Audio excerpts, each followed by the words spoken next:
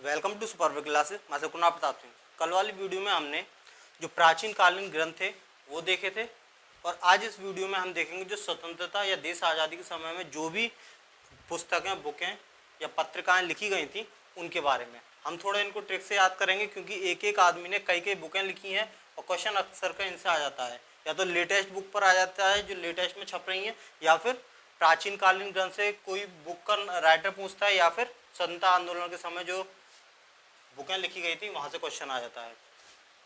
तो देखते हैं, सबसे पहले जेम्स ऑस्टम हिक्की ने बंगाल गजट लिखा था। ये सबसे पहला भारत का समाचार पत्र था। ठीक, 1780 में ये छपा था। इसके बारे में पीछे भी हमने देख चुका है। बंगाल गजट सबसे पहला, भारत का सबसे पहला अखबार। इसके बाद में अच्छा, इसको याद ऐसे कर सकते हैं, जो हिक्की मतलब हिचकी और गजट मतलब गटकना, तो ये दोनों ही एक शारीरिक क्रियाएं, ठीक, श्वास से रिलेटेड शारीरिक क्रियाएं। ये हिक्की मतलब हिचकी और गजट मतलब गटकना, तो हिचकी और गटकना दोनों ही एक क्रियाएं होगी, तो इससे याद रहेगा ये। नेक्स्ट मदन मोहन मालवीय, इन्होंने लिखी थी हिंदुस्तान, अभ्युदय और लीडर, 3 बुकें इन्होंने लिखी थी। इसको याद ऐसे कर सकते हैं, मोहन, मदन मोहन, मदन मोहन को पढ़ के ऐसा लग रहा है जैसे मोहन है, जो कृष्ण थे उनको ही मोहन बोलते थे। तो जो कृष्ण थे वो हिंदुस्तान या हिंदुओं के, हिंदुस्तान में जन्मे थे और हिंदुओं के अभ्युदय मतलब अभय या निर्भय लीडर थे। महाभारत में हमने देखा था जो कृष्ण जी थे वही सबसे ज्यादा निडर लीडर थे। ठीक है, कोई डर नहीं था कि वो साक्षात भगवान थे। तो जो मोहन थे महाभारत में हमने देखा था वो हिंदुस्तान या हिंदुओं के अभय, अभ्युदय मतलब अभय या निर्भय, लीडर मतलब लीडर थे। जो युद्ध हुआ था उसमें जो सबसे बड़े लीडर थे वो खुद कृष्ण जी थे, मोहन। इसके बाद में मोहम्मद अली जिन्ना, 2 बुकें लिखी थी, हमदर्द और कामरेड। तो इसको ऐसे कर लो कि जिन्ना ने अपने मन में ये सोचा कि मेरा यहाँ कोई हमदर्द नहीं है, इसलिए वो उसने पाकिस्तान गया था, वरना वो यहाँ रहता तो उसने सोचा यहाँ मेरा कोई यार नहीं है, दोस्त नहीं है। कामरेड माने भी साथी होता है, साथी या मित्र। ठीक है, तो कामरेड माने साथी होता है, तो इसलिए सोचा उसने मेरा कोई हमदर्द नहीं है, दर्द को बांटने वाला नहीं है, कोई कामरेड नहीं है मतलब साथी नहीं है, तो मैं यहाँ रह के क्या करूँगा। तो वो इसलिए पाकिस्तान उसने अपना अलग बनाया, वहाँ चला गया जिन्ना। ठीक, नेक्स्ट है बाल गंगाधर तिलक, इन्होंने लिखी थी दैनिक केसरी, उसके बाद में साप्ताहिक द मराठा और गीता रहस्य। तो इसको ऐसे कर सकते हो कि तिलक लगाकर दैनिक मतलब या तो डेली या फिर सप्ताह में एक बार, साप्ताहिक मतलब सप्ताह में एक बार, गीता रहस्य मतलब गीता को पढ़ो और उसके रहस्य को जानने की कोशिश करो। मतलब डेली, दैनिक मतलब डेली या सप्ताह में एक बार। ठीक है, तिलक लगा के बैठो और गीता के रहस्य को, गीता को पढ़ो और उसके रहस्य को जानने की कोशिश करो। ठीक है, या गीता का पाठ करो। कैसे? तिलक लगा के। नेक्स्ट है अरविंद घोष, अरविंद घोष ने लिखी थी युगांतर, सावित्री, वंदे मातरम और लाइफ डिवाइन, कर्मयोगी। इसको ऐसे कर सकते हो, अरविंद घोष, घोष मतलब घुस जाना।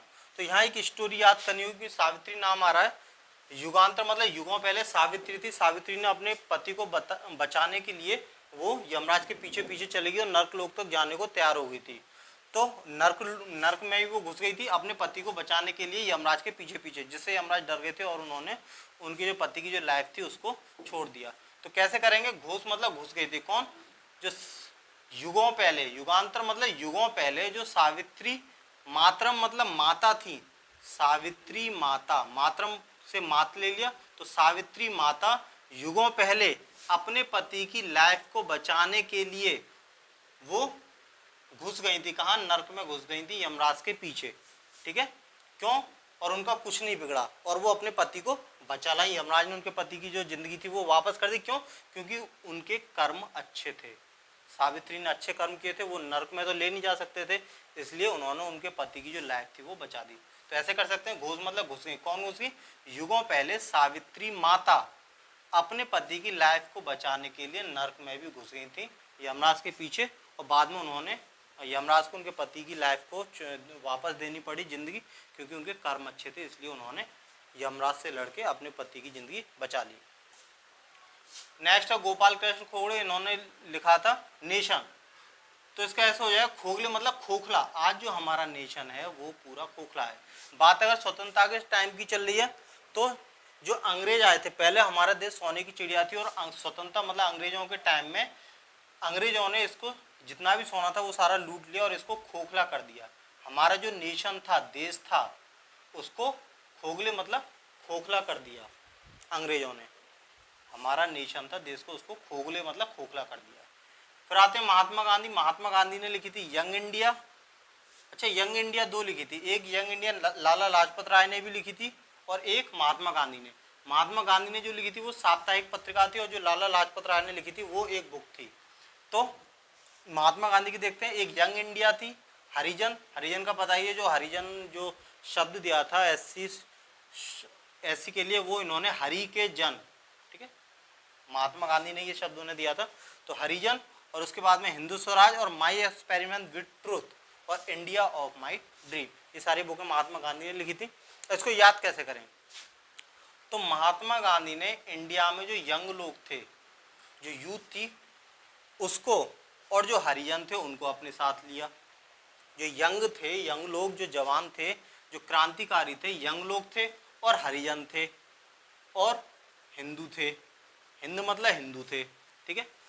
उनके लिए स्वराज मतलब खुद, कि मतलब अंग्रेज हम पे राज ना करें, हम खुद स्वयं अपने आप पर राज करें, इस काम के लिए उन्होंने ट्रुथ मतलब सच्चाई के साथ एक एक्सपेरिमेंट किया। कौन सा? अहिंसावादी एक्सपेरिमेंट। एक एक्सपेरिमेंट ही तो था, क्योंकि उससे पहले उन्होंने किसी ने कुछ ऐसा किया नहीं था अहिंसावादी। तो सच्चाई के साथ अपना एक एक्सपेरिमेंट किया अंग्रेजों को भगाने के लिए। और इंडिया ऑफ माई ड्रीम मतलब इंडिया का जो, या माई मतलब खुद, उनका महात्मा गांधी का जो ड्रीम था उसको सपना, ड्रीम मतलब सपने को पूरा किया। दोबारा देख लेते हैं। महात्मा गांधी ने जो यंग इंडियन थे और हरिजन थे उनको साथ लिया, और जो हिंदुस्तान और जो हिंदू थे उनको स्वराज करने के लिए मतलब खुद अपने पर राज करने के लिए उन्होंने सच्चाई के साथ एक एक्सपेरिमेंट किया और अपना ड्रीम को पूरा किया, या इंडिया के ड्रीम को पूरा किया, आज़ाद होने वाले ड्रीम के लिए। नेक्स्ट राजा राम मोहन राय, इन्होंने लिखी थी संवाद कौमुदी। तो इसमें देखो, इसमें आ रहा राय, राय मतलब किसी से राय लेते हैं, और संवाद मतलब आपस में विचार विमर्श करते हैं, बातें वार्तालाप होता है, वो हो गया संवाद। तो राय लेते में भी वार्तालाप होता है, संवाद में भी आपस में वार्तालाप होता है। तो ये एक दूसरे से मैच करना है, राय और संवाद। नेक्स्ट है लाला लाजपत राय, इन्होंने लिखी थी यंग इंडिया, ठीक है, पीछे डिस्कस कर चुका है, ये साप्ताहिक पत्रिका थी, ये बुक थी। तो यंग इंडिया बुक लिखी थी और अनहैप्पी इंडिया, दो चीज़ें लिखी थी। तो इसको ऐसे कर सकते हो कि जो लाला होता है, लाला मतलब बच्चा होता है, छोटा सा गोद में जो बच्चा होता है लाला, उसको लाला बोलते हैं। लाला जब यंग होता है, कभी ना कभी तो बड़ा होना है, जब यंग होता है तो वो अनहैप्पी हो जाता है। बचपन में वो खेलता है, उसको हर चीज़ मिलती है, पर जब वो बड़ा हो जाता है, उसका अपना परिवार बनता है, बहुत सारी प्रॉब्लम आती हैं पढ़ाई को लेकर, अपने कैरियर को लेकर, ठीक, तो वो फिर दुख उसकी ज़िंदगी में चालू हो जाता है। उसकी जो एक हंसता खेलता बचपन है, जब वो ख़त्म हो जाता है तो फिर दुखी मतलब अनहैप्पी उसकी ज़िंदगी में आ जाती है। तो जो लाला होता है, जब वो बड़ा होता है, यंग होता है, तो अनहैप्पी हो जाता है। लाला यंग होकर अनहैप्पी हो जाता है, क्योंकि उसकी खुद के दायित्व और उसकी जिम्मेदारियां बढ़ जाती हैं। नेक्स्ट डॉक्टर राजेंद्र प्रसाद, इन्होंने लिखा था इंडिया डिवाइडेड। इसको ऐसे कर सकते हैं, जो डॉक्टर राजेंद्र प्रसाद थे वो पहले राष्ट्रपति थे भारत के, और जब भारत जो राष्ट्रपति होता है वो पहला आदमी, पहला व्यक्ति बोला जाता है किसी भी देश का। तो हमारे जो राष्ट्रपति हैं वो सबसे बड़े, देश में सबसे बड़ी जो पोस्ट होती है राष्ट्रपति की होती है पोस्ट के मामले में। तो सबसे जो बड़े आदमी थे, बड़े बुजुर्ग थे, या बड़े आदमी, सबसे जो बड़ी पोस्ट थी वो डॉक्टर राजेंद्र प्रसाद की थी। तो उन्होंने जो देश में सबसे बड़े हैं, उन्होंने तो इंडिया को डिवाइडेड होते हुए देखा होगा। छोटे हो सकता है बाद में पैदा हुए हों, ठीक है, पर जो सबसे बड़े थे राजेंद्र प्रसाद, जो राष्ट्रपति थे, ठीक, देश आज़ाद होने के बाद में उन्होंने राष्ट्रपति बने। तो इसका मतलब उन्होंने इंडिया को डिवाइड होते हुए जरूर देखा होगा, ठीक है, देश आज़ाद करवाया, डिवाइड होते हुए देखा, और फिर वो इंडिया के राष्ट्रपति बने, डॉक्टर राजेंद्र प्रसाद। नेक्स्ट है दादा भाई नौरोजी, इन्होंने लिखी थी poverty and un British rule in India और राष्ट्र गुफ्तगू। इसको ऐसे कर लो, दादा भाई नौरोजी में से दादा को उठाओ। दादा मतलब जो दादा लोग होते हैं, दादा भाई लोग जो होते हैं, ठीक है, होते हैं ना कस्बों में, शहरों में एक दादा। तो दादा जो होते हैं वो पॉवर्टी मतलब पावर होती है उनके पास, पॉवर्टी मतलब पावर रखते हैं अपने पास। अगर ये ना हो तो ऐसे कर लो कि उनको जो ब्रिटिश रूल था वो पसंद नहीं था, इसलिए इसके आगे लगी अन। मतलब जो दादा होता है उसको ब्रिटिश रूल, क्योंकि उस टाइम की बात स्वतंत्रता के टाइम की चल रही है, तो उसको ब्रिटिश का रूल पसंद नहीं था, इसलिए वो अन ब्रिटिश रूल चाहता था। दादा लोग जो थे क्रांतिकारी थे, वो अनब्रिटिश रूल चाहते थे इन इंडिया, मतलब इंडिया में, ठीक। या फिर ऐसे कर लो, जो दादा लोग हैं वो पावर्टी, मतलब उन पे पावर होती है दादा लोगों पर, ठीक है। और जिन पे पावर होती है, जो दादा भाई होते हैं, लोग उनके बारे में चौराहों पर गुफ्तगू करते हैं। तो भाई तुमने सुना आज उसने ऐसे करा, आज उसने उसको मार दिया, आज उसने उसका किया, तो लोग उनके बारे में चौराहों पर गली गली में गुफ्तगू करते हैं, आपस में बातें करते हैं। आम आदमी की तो कोई बातें करता नहीं है, तो जो दादा लोग होते हैं उनके बारे में ही समाज में गुफ्तगू चलती है कि हाँ उन्होंने आज ऐसा कर दिया, उन्होंने ऐसा कर दिया, ठीक। नेक्स्ट है अबुल कलाम आज़ाद। इन्होंने लिखी थी इंडिया विंस फ्रीडम और गुब्बारे खातिर और अल हिलाल। तो अबुल कलाम आज़ाद में से आज़ाद ले लो, आज़ाद मतलब आज़ाद होना, तो और यहाँ फ्रीडम, फ्रीडम माने भी आज़ाद हो गया। इंडिया क्या चाहता है? आज़ाद होना, विंस फ्रीडम, तो यहाँ फ्रीडम से भी आज़ाद हो गया। गुब्बारे, गैस के गुब्बारे होते हैं, उनको छोड़ दो, वो आसमान में आज़ाद हो जाते हैं। गुब्बारे जो गैस के होते हैं ये वैसे भी हल्के होते हैं, अगर खाली छोड़ दो तो हवा में उड़ जाएंगे और आज़ाद होकर कहीं के कहीं पहुंच जाते हैं। गैस वाले गुब्बारे आसमान में आज़ाद हो जाते हैं अगर उनके धागे छोड़ दो तो। और अल हिलाल में से हलाल, ऐसा होता है कि जैसे मुसलमानों में जो हलाला का मीट खाते हैं, हलाल करके, ठीक है ना, मतलब उसको हलाल करके मुर्गे वगैरह को मार देते हैं और फिर वो आज़ाद हो जाता है ज़िंदगी से। मुर्गा जैसे उसको हलाल किया तो हिलाल मतलब हलाल करते हैं, मतलब उसको मार देते हैं, काट देते हैं, तो उसके बाद में उसके प्राण निकल जाते हैं और वो आज़ाद हो जाती है उसकी आत्मा। तो हलाल से हलाल करके किसी को भी हम आज़ाद कर देते हैं सांसारिक उससे। गुब्बारे आज़ाद हो जाते हैं, गैस के गुब्बारे। और इंडिया फ्रीडम, फ्रीडम में खुद से अपना आज़ाद है, ठीक है, इंडिया आज़ादी चाहता है, तो wins freedom, India wins freedom मतलब आज़ादी। नेक्स्ट है जवाहरलाल नेहरू। इन्होंने लिखी थी मेरी कहानी, डिस्कवरी ऑफ इंडिया और ग्लिम्पसेस ऑफ वर्ल्ड हिस्ट्री। तो इसको ऐसे करके थोड़ा मैच कर लो कि नेहरू थे तो नेहरू को सबको पता है ये बाहर पढ़े लिखे थे, बचपन से ही बाहर भेज दिए गए थे। तो इन्होंने क्या करा, इन्होंने अपनी कहानी बताई। क्या कहानी बताई? कि मैंने इंडिया की डिस्कवरी करी, क्योंकि मैं बाहर रहता था, बचपन से ही बाहर भेज दिया गया था, मुझे पता नहीं था इंडिया में ये सब चल रहा है, ठीक। अखबारों वगैरह में मैंने पढ़ा, मैं यहाँ आया तो एक तरह से मैंने इंडिया की डिस्कवरी की और मैं यहाँ आया, ठीक है। वरना उससे पहले मैं क्या कर रहा था, पूरे वर्ल्ड के ग्लिम्स से, मतलब जो चकाचौंध है उसमें मैं एक तरह से खोया हुआ था, ठीक है। वर्ल्ड हिस्ट्री मतलब एक तरह पूरे वर्ल्ड में मैं घूम रहा था, इसमें वर्ल्ड ले लो, पूरे वर्ल्ड के जो ग्लिम्सेस थे चकाचौंध में मैं जी रहा था, ठीक। लेकिन बाद में मैंने इंडिया की डिस्कवरी की और फिर मैं यहाँ आया। ये मेरी कहानी है, नेहरू ने अपनी कहानी लिखी। नेक्स्ट है चितरंजन दास। चितरंजन दास ने लिखी थी इंडिया फॉर इंडियन। तो इसको ऐसे कर लो, चितरंजन में से यहाँ पढ़ के ऐसा लग रहा है चितरंजन मतलब चिंता, ठीक है। तो चिंता की बात है कि इंडिया फॉर इंडियंस मतलब इंडिया इंडियन लोगों के लिए, ना कि अंग्रेज लोगों के लिए या किसी विदेशी के लिए। तो इंडिया जो है वो India for Indians, India Indian के लिए है, ना कि अंग्रेजों के लिए। और पर यहाँ रह रहे थे अंग्रेज, तो ये अपने आप में एक चिंता का विषय हो गया। और अंग्रेजों ने हमें दास बना के रख रखा था, ये तो और भी ज़्यादा चिंता की बात होगी। इंडिया इंडियंस के लिए, लेकिन यहाँ रह रहे हैं अंग्रेज और उन्होंने हमें दास बना के रखा हुआ, यही चिंता का विषय था कि जो जगह जिसकी है वहाँ वो दास बन के रह रहा है। तो इससे ज़्यादा चिंता की बात और क्या होगी। तो इस तरह से ये याद होगा। फिर है रविन्द्रनाथ ठाकुर। इन्होंने लिखा था होम एंड द वर्ल्ड और जनगण मन जो राष्ट्रगान है, कल भी देखा था हमने इसको, और गीतांजलि, ठीक। ये बुकें रविन्द्रनाथ ठाकुर ने लिखी थी। तो ये तो हमें पता ही है कि जनगण मन जो राष्ट्रगान है रविन्द्रनाथ ठाकुर ने लिखा था, ठीक। और बांग्लादेश का जो था हमारो प्यारो बांग्लो, इस तरह से वो भी रविन्द्रनाथ ठाकुर ने लिखा था। और गीतांजलि जो थी ये भी रविन्द्रनाथ ठाकुर ने लिखी थी। वरना याद करने के लिए ऐसे कर सकते हैं होम एंड द वर्ल्ड, मतलब होम मतलब घर और वर्ल्ड मतलब पूरी दुनिया में ठाकुर ही ठाकुर हो रही है। गाना था ना, ठाकुर ही ठाकुर हो रही है। तो होम मतलब घर और पूरी दुनिया में ठाकुर ही ठाकुर हो रही है। क्यों? क्योंकि बहुत सारे ठाकुरों में राजा हुए हैं माने हुए, पृथ्वीराज चौहान वगैरह, राणा सांगा वगैरह, ठीक है। तो पूरी दुनिया में और घर में हर जगह ठाकुर ही ठाकुर का शोर मचा हुआ है, ठीक। और उन्होंने जनगण मन लिखा, राष्ट्रगान लिखा, ये हमें पता ही है। तो जनगण मन जो गीत था वो गीतांजलि मतलब गीत, जनगण मन गीत जो है वो रविन्द्रनाथ ठाकुर ने लिखा था, ये हमें ऑलरेडी पता है ये वाला। और इसको ऐसे कर लो, घर और पूरे वर्ल्ड में ठाकुर ही ठाकुर हो रही है। अब कुछ और देख लेते हैं। दीनबंधु मित्र ने नील दर्पण लिखी थी, इसको ऐसे याद कर सकते हैं कि जो दीन लोग होते हैं, दो तरह के लोग होते हैं, एक तो काफ़ी अमीर लोग होते हैं और होते हैं दीनहीन, जो काफ़ी गरीब होते हैं। जो दीन लोग होते हैं वो, उनका शरीर देखो तो काला और नीला पीला ऐसा पड़ा रहता है, या तो काला होगा या नीला या पीला पड़ा होता है, फिकफिका।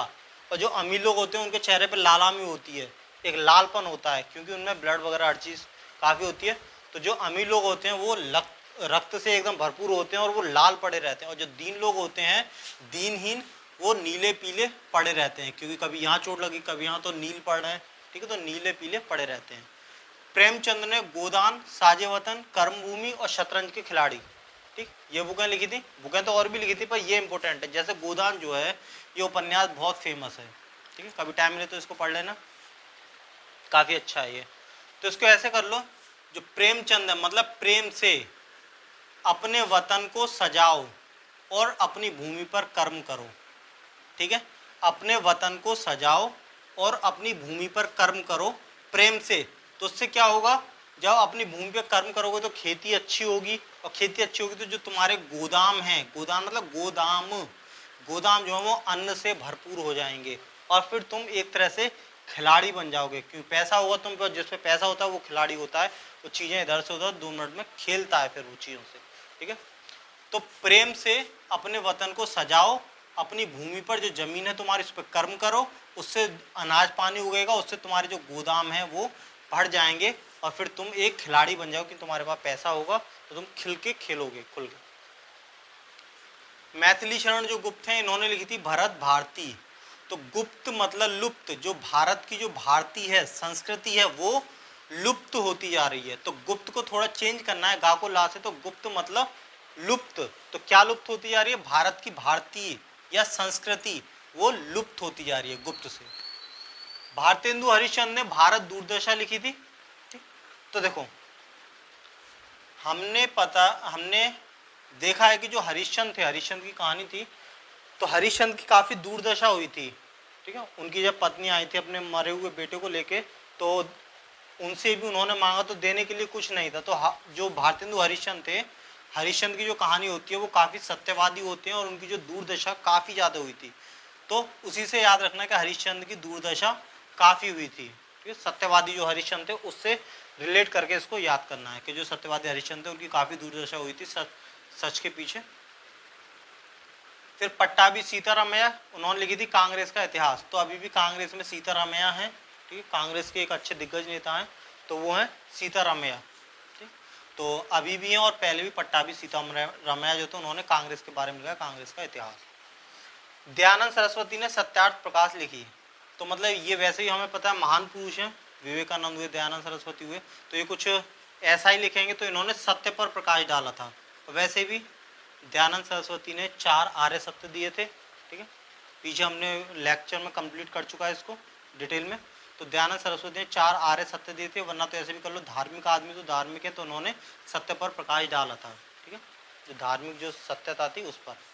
सुभाष चंद्र बोस ने इंडियन स्ट्रगल, तो हमें पता है सुभाष चंद्र बोस ने सबसे ज़्यादा स्ट्रगल किया था इंडिया में, ठीक है, क्योंकि एक होता है कि आदमी फाइट कर ले, जिसमें कुछ नहीं होता वो लड़ने चल देता है कि हाँ चलो ठीक है मैं भी ये गोली खा लूँगा, दुश्मन को मार दूंगा। पर ये पढ़ाई में भी अच्छे थे, आईपीएस थे ये, आईएएस। तो पढ़ाई में भी इन्होंने काफ़ी मन करके मेहनत की थी, और फिर उसके बाद में वैसे भी फाइटिंग में भी इन्होंने काफ़ी स्ट्रगल किया था। तो सुभाष चंद्र बोस हर तरह से इंडिया में इन्होंने, इंडिया के बाहर रह के भी अंदर रह के भी काफ़ी इन्होंने एक सेना वगैरह तैयार की। तो सबसे ज़्यादा स्ट्रगल अगर देखा जाए तो सुभाष चंद्र बोस का नाम भी उनमें से आता है जिन्होंने सबसे ज़्यादा स्ट्रगल किया। बंकिम चंद्र चट्टोपाध्याय, इन्होंने आनंद मठ लिखी थी, और देवी चौधराइन। तो इसको ऐसे कर लो, जो चट्टोपाध्याय मतलब चटोरी, तो चटोरी कौन है, चौधराइन। चौधराइन जो है वो चटोरी है, और वो आनंद मठ पर आनंद से बैठी रहती है। मठ क्या होता है, कोई भी धार्मिक पूजा स्थल, तो मठ पे क्या है चढ़ावा आता रहता है, तो चौधराइन वहाँ बैठी रहती है, और उस मठ पर जो भी कुछ आता है चढ़ावे का उसको चाटती रहती है, खाती पीती रहती है, और आनंद से अपना टाइम गुजर बसर कर रही है, ठीक है। तो इस तरह से इसको लिंक बना के कर सकते हैं। जो नहीं है कि आप बिल्कुल इन्हीं ट्रिक को करो, पर इससे एक थोड़ा सा एक आपको लिंक मिल जाएगा, तो इससे मिलती जुलती या बिल्कुल अलग या इन्हीं को आप इसे ट्रिक कर सकते हैं, ठीक है। अपनी तरफ से बना लीजिए थोड़ा मिलती जुलती, अगर ये अच्छी ना हो तो, ठीक है। जो आप खुद से बनाएंगे वो आपको हमेशा याद रहेंगे, और जो किसी दूसरे से लेंगे वो थोड़ा उतनी ज़्यादा दिमाग में नहीं टिकती। तो कोशिश कीजिए इनसे मिलती जुलती अपनी अपना सेपरेट बनाए, इनसे अच्छी। नेक्स्ट है सर सैयद अहमद खान, उन्होंने लिखी थी भारत विद्रोह के कारण। तो सर सैयद अहमद खान का हमने देखा ये अपना, इन्होंने कुछ खास आज़ादी के उसमें किया तो नहीं था, एएमयू बस खुलवाया था, जो एएमयू के अलीगढ़ में जो है, ठीक है। तो इन्होंने बस केवल कारण बताए थे कि जो भारत में विद्रोह हुआ था उसका कारण क्यों हुआ, तो इसको अपने सेपरेट याद कर लेना, भारत विद्रोह के कारण, ठीक है, ट्रिक खुद से बना लेना। नेक्स्ट है डॉक्टर भीमराव अम्बेडकर, इन्होंने लिखी थी शूद्रों की खोज, जाति भेद का उच्छेद और अछूत कौन और कैसे। देखो भीमराव अम्बेडकर की बुकें याद करना काफ़ी आसान है, क्योंकि इन्होंने बचपन से ही एक जाति भेद का दंश इन्होंने झेला हुआ है, ऊंच नीच का भेदभाव भीमराव अम्बेडकर को पढ़ते लिखते रहते समय जगह जगह इन्होंने झेला है। तो इन्होंने जो बुकें लिखी हैं उस बुक में भी उन्हीं की वही सारी जो संवेदना है, वेदना है, वही सारी चीज़ें झलकती हैं। तो इन्होंने जो जैसा खुद पूरी जिंदगी झेला उसी चीज़ को ऊपर किताबें लिखी। तो वही है शूद्रों की खोज, ठीक, जाति भेद और अछूत कौन, मतलब एक तरह से जाति भेद के ऊपर ही जो बुक हैं वो सारी मोस्टली भीमराव अम्बेडकर की हैं, ऊंच नीच भेदभाव से रिलेटेड। इंदिरा गांधी ने लिखी थी इटर्नल इंडिया। तो इटर्नल का कुछ कुछ मैच कर रहा है डटकर, इटर्नल मतलब एक तरह से डटकर, ठीक है, डटकर सामना किया था इंदिरा गांधी ने। क्यों, हमें पता है कि पाकिस्तान का सबसे ज़्यादा नुकसान जो अभी तक किया है वो इंदिरा गांधी ने किया है, क्योंकि पाकिस्तान के दो टुकड़े कर दिए थे, बांग्लादेश अलग बना दिया था और पाकिस्तान जो था पूर्वी पाकिस्तान और पश्चिमी पाकिस्तान दो हिस्से कर दिए थे। तो डटकर मुकाबला किया था पाकिस्तान का इंदिरा गांधी, तो इसलिए वो कहते इटर्नल, जो बिल्कुल मतलब एक अड़ग टाइप का, ठीक है, डटकर सामना करे, ठीक है, उस सेंस में इसको लेना है इटर्नल को। सोनिया गांधी ने राजीव लिखी थी, क्योंकि राजीव ऑलरेडी सोनिया गांधी के पति थे, ठीक है, तो सोनिया गांधी ने अपने पति के ऊपर राजीव लिखी थी। मेनका गांधी ने हेड्स एंड टेल लिखे थे। तो ऐसा कर लो, मेनका गांधी जो है वो दो भाई बहन थे, मतलब दो भाई बहन है, एक वरुण गांधी और दूसरा मेनका गांधी। तो वरुण गांधी जो दो भाई बहन है, ऐसी एक सिक्के के दो पहलू होते हैं, एक हेड और एक टेल, भाई बहन, जैसे सिक्के में दो होते हैं, एक हेड एक टेल, ऐसे ही वो भाई और बहन। मेनका गांधी का भाई जो वरुण गांधी, तो वैसे वो वरुण गांधी मेनका गांधी तो भाई बहन हो गए, और यहाँ हेड टेल ये सिक्के के भी अपने दो पहलू। तो इस तरह से स्वतंत्रता आंदोलन से संबंधित पत्र पत्रिकाएं होगी। इसके अलावा कुछ पत्र पत्रिकाएं और रह गई हैं, तो उसके ऊपर एक वीडियो नेक्स्ट कल आएगा, ठीक है। तो ये सारी जो पत्र पत्रिकाएं इनको या बुक्स हैं इनको नोट डाउन करते रहिए, और चाहे तो आप लेक्चर नंबर 1 से सारी हिस्ट्री की वीडियो देख सकते हैं, जिसमें मैं हिस्ट्री ये पूरी कंप्लीट करा रहा हूँ, जिसमें 4-5 वीडियो और आएंगे और ये पूरी हिस्ट्री आपकी कंप्लीट हो जाएगी। धन्यवाद।